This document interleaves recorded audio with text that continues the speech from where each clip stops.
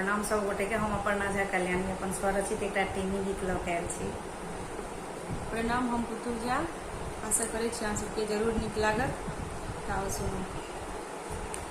टेमी देखो चलियो चलियो सिया के आंगन, टेमी देखो चलियो चलियो सिया के आंगन।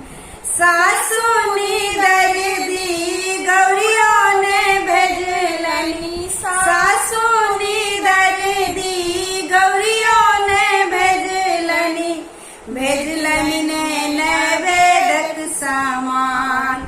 टेमी देखो चलियो चलियो सिया के आंगन, टेमी देखो चलियो चलियो सिया के आंगन।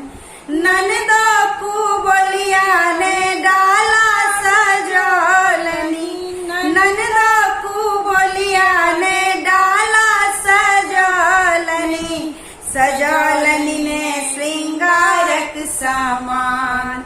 टेमी देखो चलियो चलियो सिया के आंगन, टेमी देखो चलियो चलियो सिया के आंगन।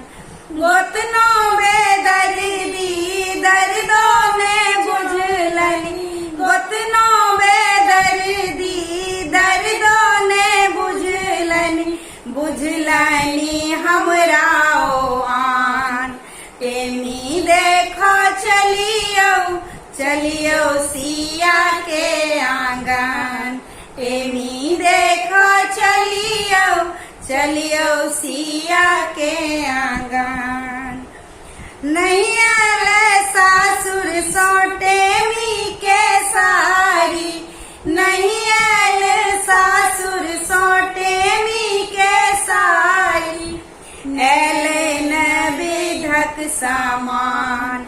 टेमी देखो चलियो चलियो सिया के आंगन, टेमी देखो चलियो चलियो सिया के आंगन। निठोहर बनल बाट तकिते बीतल दिन, निठोहर बनल बाट तकिते बीतल दिन, ऐलाने हमर साजन।